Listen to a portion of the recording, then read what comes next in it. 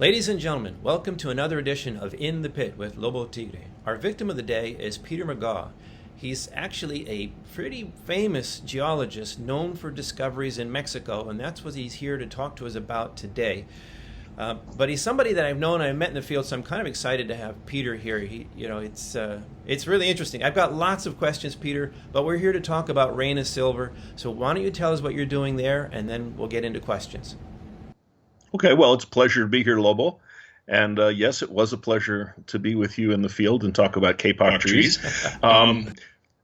Reyna is actually a fairly simple story in the sense that Reyna's projects, two principal projects, Gigie and Batopilas, were two of the three properties that Mag Silver was started on. My team and I generated these projects going back more than 30 years. And they are effectively the victims of Mag's success in the sense that Mag has been extremely successful at Juanicipio, and so the mandate has come down, focus on that, and let's get that into production and have the big potential there daylighted and eliminate some of these distractions. So we'd worked with Jorge for several years in the Orient, and he was looking for projects, and so Mag farmed the projects to Reyna Silver. Mag keeps 20% up to this point. They could be diluted from this point on. And because of that, Mag wants to see this succeed, so that's why I'm getting to spend a significant amount of time on it. All right. So I noticed right off the bat in the presentation, it says Reyna Silver, why invest? And the first thing there is Peter Maga, Chief Technical Advisor. It's not millions of ounces or it's not district potential, it's Peter Maga. But I also noticed that you're not a member of the management team, you're not even a director. So I got to ask, if this is a Peter Maga play, how much time are you going to be able to give this? I'm committing to giving him about 15% of my time. Mag still is my principal focus. I'm involved with a couple of other companies on a much lighter basis.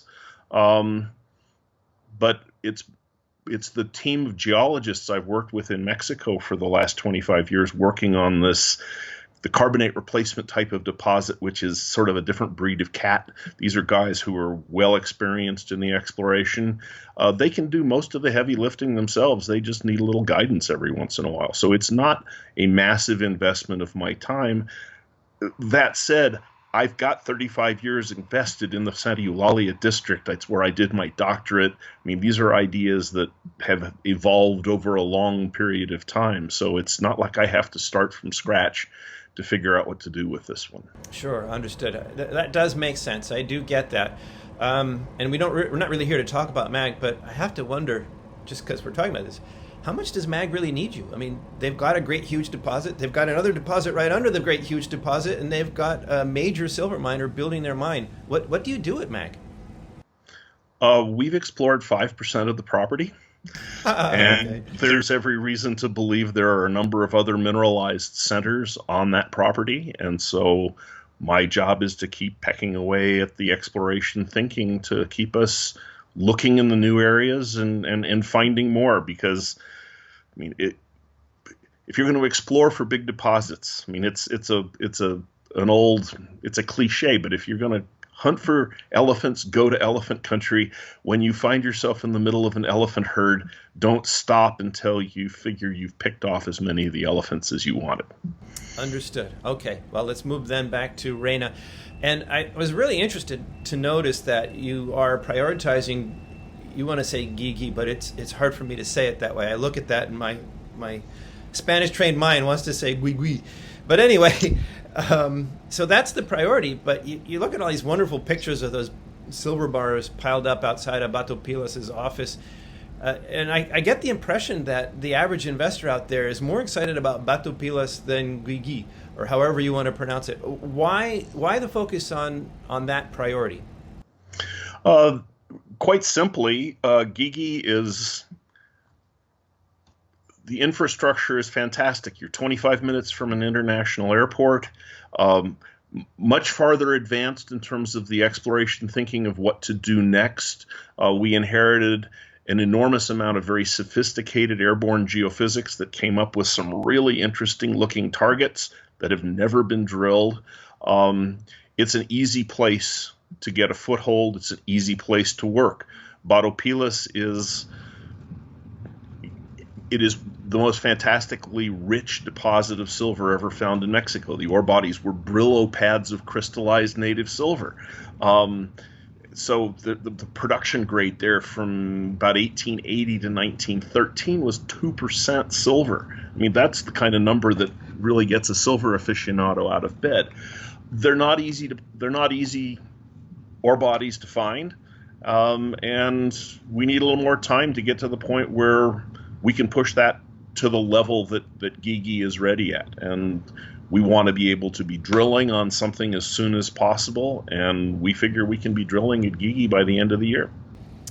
Well, I'm actually really glad to hear you say that, because I remember Batopilas. I remember being there, and I remember seeing properties nearby with West Timmins, and I remember it being discussed. Yeah, that was super high grade, but that's not easy, not an easy target. So that makes sense that you need time to develop that more.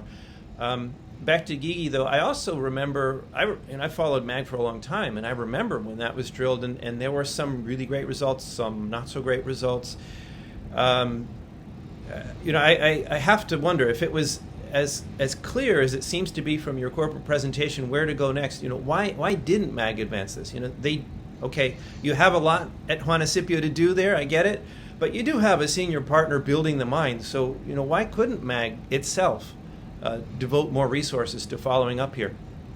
Well, it has a lot to do with history and where those results come from in the Santa Eulalia district. I mean, Gigie basically is looking for the missing half of the west camp of Santa Eulalia. Most of MAG's initial efforts were looking for exactly the same thing we're looking for with Reyna. But we had our best results early on over south of the San Antonio mine in the east side of the district, 5 kilometers essentially to the east of where we're working now. And we started having some good results. We did our airborne geophysics. We had some nice looking anomalies. Between the time we flew that survey and we were ready to do anything with it, the Mexican Geologic Service put down a multi-million hectare claim covering most of the state of Chihuahua to protect coal bed methane and reserve that for the government. So that effectively locked, and 2/3 of the anomaly that looked the best out of that geophysical survey was on what should have been open ground, but between the time we recognized it and when we were ready to do something about it, they jumped on it. It wasn't until 2015, that happened in 2008. It wasn't until 2015 that they dropped that ground and we were able to acquire it and go back to work.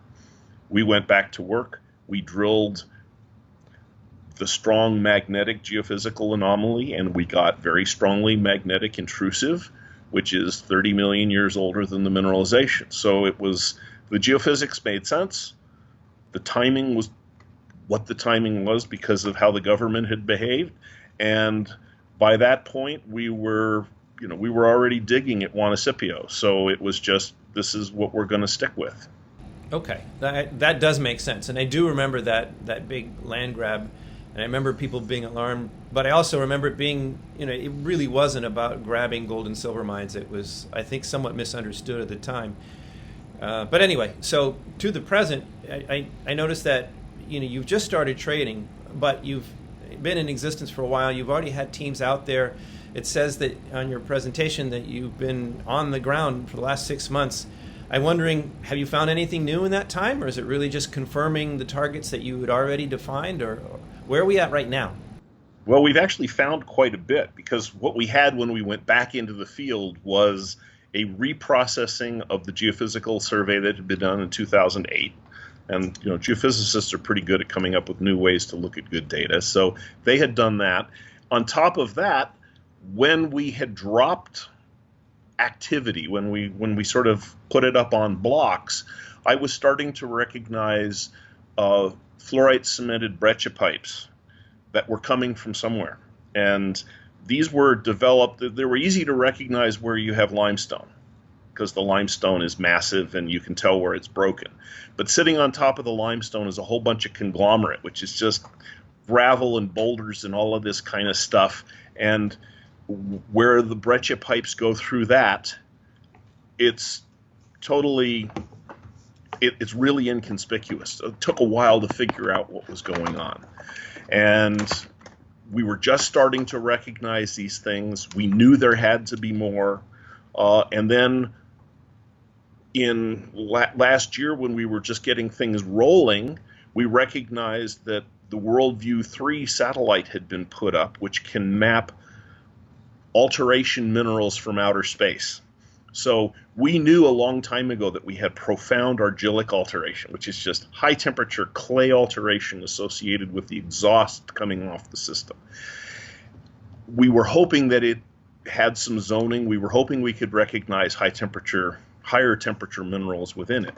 The WorldView-3 satellite lets you do that. It has a resolution of about 7.5 meters.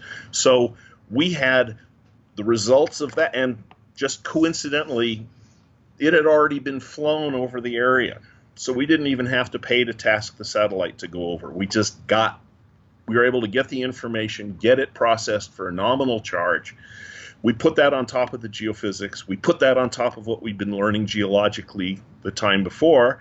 And I turned my chief guy in Mexico, Rene Ramirez, onto the job of going out and seeing what did the surface look like right on top of these anomalies and things like that. And that process has tightened up a number of our targeting concepts and where we want to do it. And so we're quite advanced in terms of where we want to be in terms of getting this drilling going. So we know which ranches we have to talk to. We know which permits we have to have. So it's really going to be a question of how long it takes the Mexican government to get back up and operating after the COVID-19 crisis, as whether or not we're going to be technically ready to drill this year. Right. Okay. So you said a mouthful there, and that's quite interesting. I do get the new information here. That does make it, more than just something that was in Mag's portfolio. I understand that. One of the things that really caught my attention was the scarn hypothesis and trying to vector in on that. And I'm wondering, with mostly surface work done, plus your geophysics, which hopefully looks into the earth a bit, do you think that you really have a good idea of where to look for that mineralization?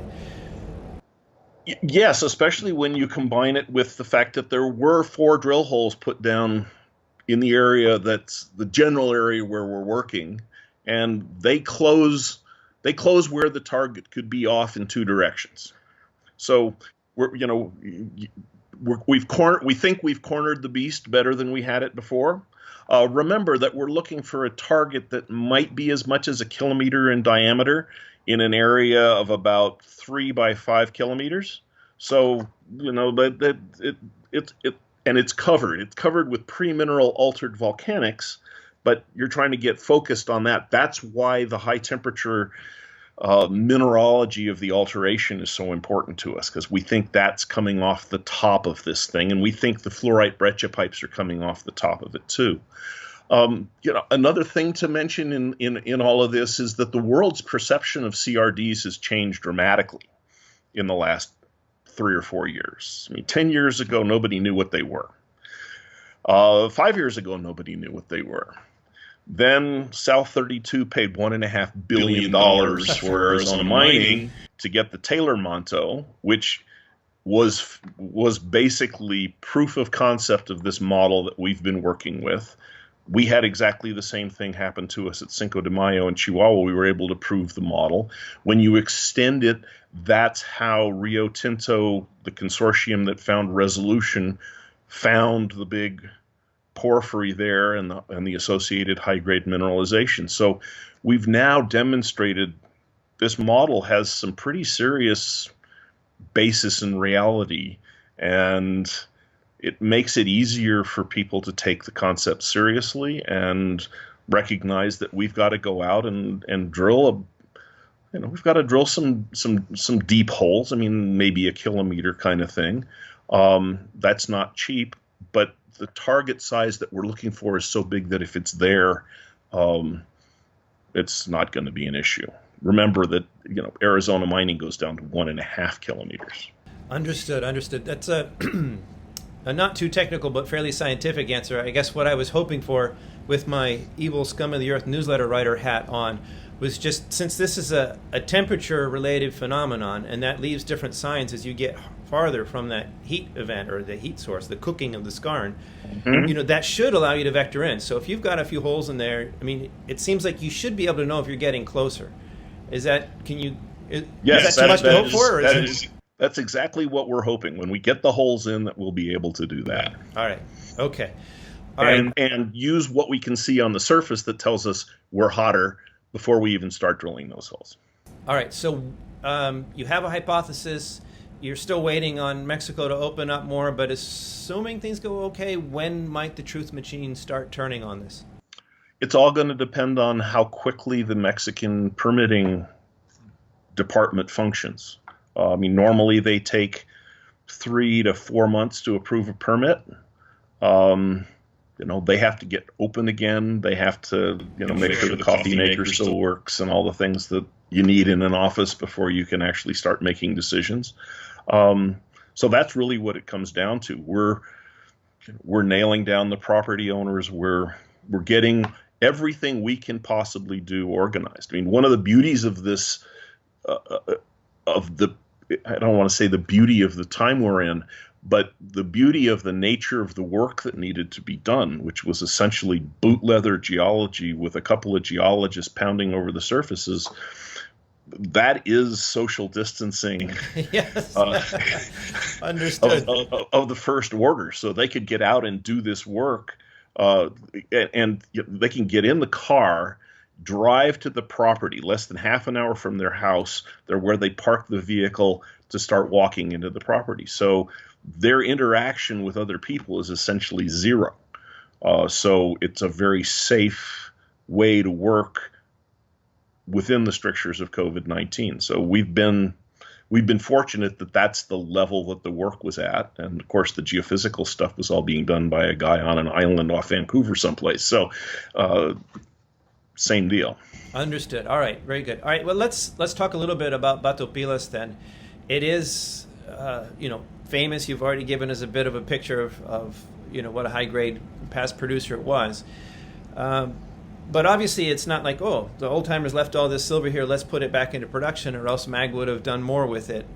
What exactly are you looking for? Are you looking for extensions of existing mineralization, or some kind of periodicity where there's another whole one of these things somewhere? Or what's the idea here? Well, it's sort of a combination of the two. Historically, the way exploration was done at Batopilas was you followed the fracture. The fancy name for this is stope and hope.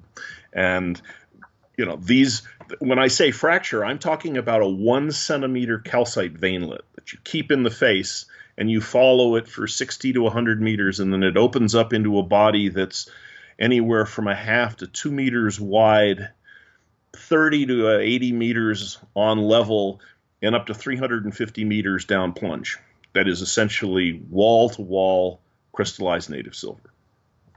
And historically, all they did was they went, these half a dozen veins have surface workings that the Spaniards started on back in the 1660s. So they drove a tunnel underneath the mountain and started following these things. When Pancho Villa showed up in 1913 and smashed the hydroelectric plant, it was the second hydroelectric plant ever built in Mexico. Batopilas was this beautiful little electrified town out in the middle of nowhere, hospitals, schools, street lighting, the whole bit. And that was destroyed overnight. It stopped the pumps, and essentially it went out of business at that point.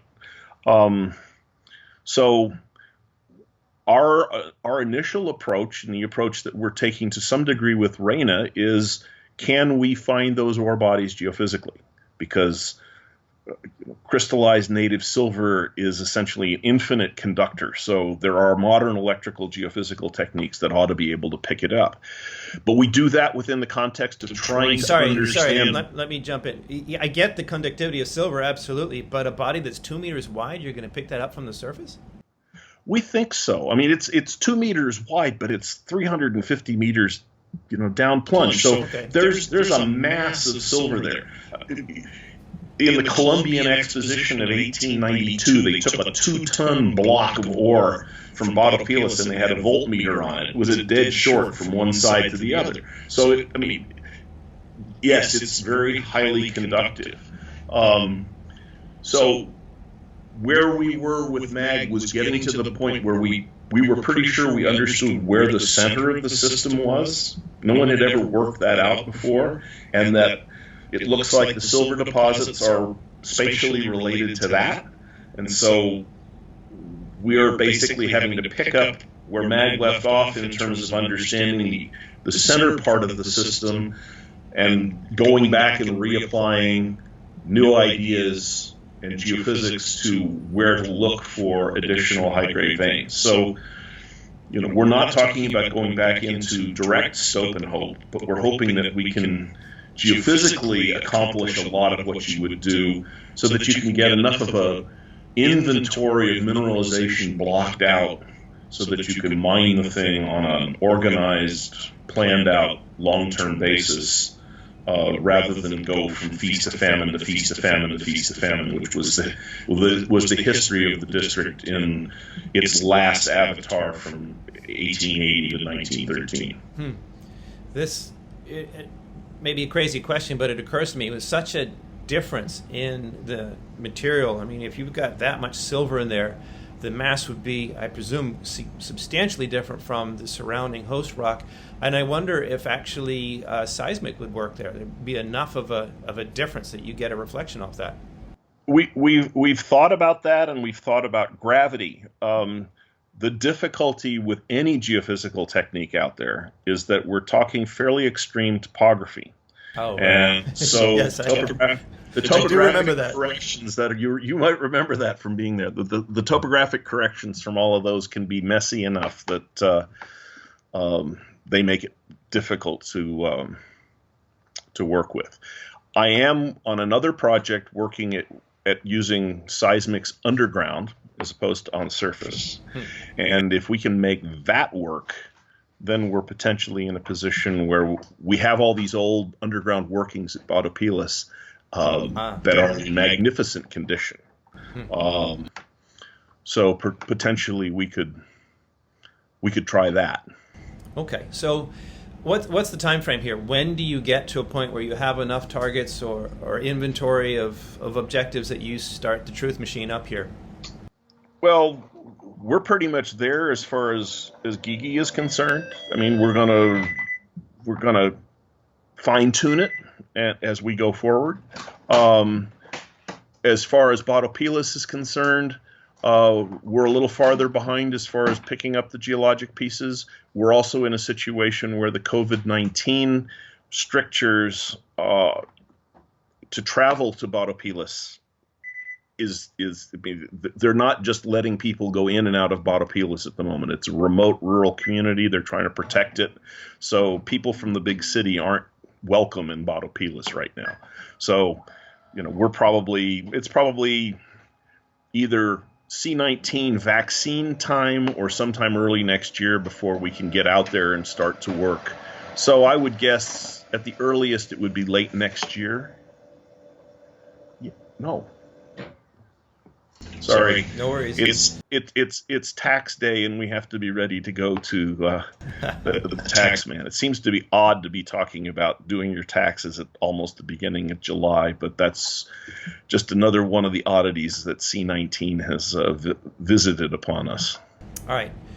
Okay, got it. And we're doing the same thing here. Tax day July 15 is bending my mind as well. But all right, so in terms of then deliverables, you've just started trading. I'm a new investor here. I'm interested in this story. What would I expect in terms of deliverables in 2020? I think at the very least you'll see drill permitting in 2020. Whether we can actually get the drills turning and get results out of them during 2020, I don't know. We will have a drill program worked out, and the goal will be to accomplish that program before we talk about it. And as long as you don't want to get caught in the business of trying to report hole by hole by hole, especially when you're, effectively exploring or prospecting with a drill, trying to find something. So you'll see a lot of technical advance on the project this year, an announcement that we have permits, maybe an announcement that we've started drilling. I don't think we'll see drill results this year. Batopilas, same kind of thing, but happening in early to mid 2021. Because of how well we've been received in the market, there's a couple of opportunities that have been presented to us and that we sort of had in the back of our minds as something we would like to pick up. So you might see us acquire another property somewhere. And also remember, we have two large area plays out in the Sierra in the area of Mulatos and Agnicos Pinos Altos mines. And there have been several companies sniffing around interested in seeing if they can make a deal with us to work on some of those properties. Yeah, I noticed that. These are ducks you can put in a row. You can't do anything with them while you're in the process of going public, because then you have to change your perspectives. Understood. But just to be clear on that, I'm glad you brought it up. It was something on my mind. You're looking to JV non-core assets. You're not interested in JVing the main ones. If you get some early exploration success at Gigie and somebody wants to, a bigger company wants to JV with you, would you consider that, or is the intention to keep the flagship properties 100% Reyna? I think I'd say we'll drive the value on the properties as far and as high as we can based on the work that we can do. If somebody wants to come in at a point and make us an offer, we'll consider that. I would also beg off on the question a little bit in the sense that, as you noted at the beginning, I'm not on the board, I'm not management, so these aren't decisions that fundamentally would come to me. Right. No, I get that, but I would assume you would be informed. Okay, so working on JVs. Any thought to just outright monetize non-core assets? I mean, it sounds like your burn for this year won't be too high. You raised $6.5 million, as I recall, and if the drills might not even start turning till the end of the year or maybe even next, it seems like there's no need to try to raise more money now anytime soon. I think we're in comfortable shape. There is an old saying, though, that says if they're pouring, we're drinking. And, considering what's happened to the share price since we went public, 2 weeks ago? If you can raise a little bit of extra money, or if the warrants that are out there get exercised and top off the tank, COVID-19 has some scary potential implications in terms of availability of financing down the road. So having a full gas tank and a spare on the back of the Jeep is probably not a horrible thing to contemplate. Again, that's not my department. I got it. I have to ask you. You're allowed to say I don't know. That's fine. On that subject, though, sorry, one more. I noticed, you've just started trading. You already have 73 million shares issued and outstanding. I guess this is because of was it an RTO or whatever? But the 18 million warrants really caught my attention, and they're significantly in the money. That's a lot of warrants to start out of the gate with. On the other hand, as you say, it's a source of funds if needed. Perhaps those could be accelerated or something. You do an incentive like Sandstorm did and get that, because that would be what, like $7-8 million right there. So, not your thing, but I can figure out how to spend some of that. Yeah, that's the point. Okay, alrighty. Well, I understand where you're at. I understand what you're looking forward to, and I understand that you're cashed up to do it. I guess the question is not a very nice question, but the question would be like, why should I buy the stock now? It doesn't sound like there's anything real imminent now, other than, I guess, silver going up. Other than that, Mrs. Lincoln, how did you like the play? That is a significant component of this, because if you look around the world for serious silver plays, there aren't very many. Especially there aren't many that have silver at the kinds of grades that really make sense and the size to potentially make a mine that lasts a long time. And that's the fundamental. I mean, it's the same fundamental we built Maga on. It's the same fundamental that we're building Reyna on, is grade and size. So you want something that makes money under the worst of conditions. If the price goes up, then everybody's happy. If it doesn't, you're still sleeping at night. And it's big enough to last a couple of market cycles. So at least some of the times things will be better than they are at the worst time. And that does explain your priority on Gigie. I mean, that the criteria you just laid out, it really explains why the top priority is on Gigie. I get that.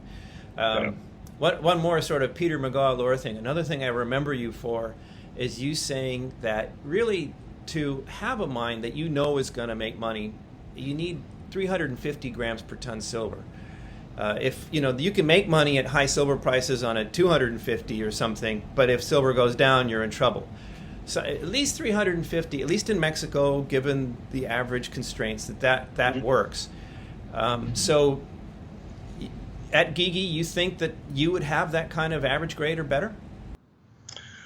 The historic grade for the district is 300, and that's averaged over 300 years. That comes along with 15% combined lead and zinc. We're probably looking at a gram or two of gold in the area we'll be working, maybe some copper. So that 300, I don't like playing equivalent silver equivalent games. I don't believe in that kind of alchemy, but I don't think you can be stupid either and say that if you have this kind of quantity of other metals that won't take the place of some of what you have for silver. So I mean, I think if you look around at the deposits like what we expect to be at Gigie, expecting 200 grams silver in the skarn zone is not at all unreasonable, along with maybe as much as 0.5% copper, a couple of grams of gold, 10% zinc, 5% lead. I mean, that all adds up to being very much economic, and typically the bodies in that part of the systems are great, big, compact bodies that you can bulk mine underground for a very long time at very low cost. So yes, I think we can. I'll toss out something that might be jargon, but I think we can satisfy Archie. And if you're familiar with some of the work I've done, Archie Bell was the VP of Exploration for Noranda for forever, and he had a rule that said you have to be able to recover twice your all-in operating costs. Mm-hmm. And so if you have a reasonable idea of what your all-in operating costs are going to be and double it, that's the minimum grade you should be looking for as a recovered grade. And people go, what do you need the double for? Well, you've got depletion, amortization, taxation, variation in metal prices. You've got to recover your capex, and you should be making at least a 15% after-tax profit. So that's what that covers. And if you plot the solution of grade, if you plot the solution of that formula, twice your all-in operating costs is your minimum, and you put it on a graph of metal price versus grade, it's not a straight line. It gives you a nice curve like this, and you want to be above the curve. And the lower your grade gets, the flatter that curve gets. So if you're down here, you're really hostage to the price moving. If you're up here, you're really comfortable. And that's the sweet spot we're shooting for. I want to be in something that makes money now. I don't want to be in something that, well, if silver goes to $45, this will make money. And at the same time silver has to go to $45, your operating costs have to not see the 15 to 20% a year increases that we were seeing the last time this happened. I'm absolutely on the same page with you on that, and I'm very glad to hear you bring up the difference between silver and silver equivalent. You know, especially with so many of these projects, you know you're not going to get high recoveries on all those metals. It's just you're going to have to prioritize the ones that are your biggest pay and go for that. I get that. Okay, well, we've already gone for a half an hour, and I very much appreciate your valuable time. So I just have one more question I ask everybody, and that is the skin of the game question, Peter. Since you're not a director, right? You're not a member of management, but you're telling us to buy this stock. So how much of your own skin have you got in this game? Well, I've got 30 years of my skin hanging on the thorns on the bushes out there in the district, among other things. I own 300,000+ shares of the stock now and anticipate acquiring more. And my partners and I, who put this project together in the first place, have an NSR on the property, and we're probably going to do something about converting that into shares in the project because we believe in it. Well, that's really interesting. I mean, Peter's just told us, folks, he has a royalty here since he was in the beginning. Now, I was thinking you were going to say, I could monetize that. You know, there's all the up-and-coming royalty companies looking for a hot royalty. But if you convert it to shares, you basically reduce the burden on the company. So that's a significant investment. That would be for the benefit of the company and the project. I get that. So that is an excellent answer, my friend. All right. Well, thank you very much. This has been really interesting. Actually, I would say educational. Appreciate your time, Peter, and keep us posted. I will do that, Lobo. All right. You take care. Yep. Best of luck with it. Likewise.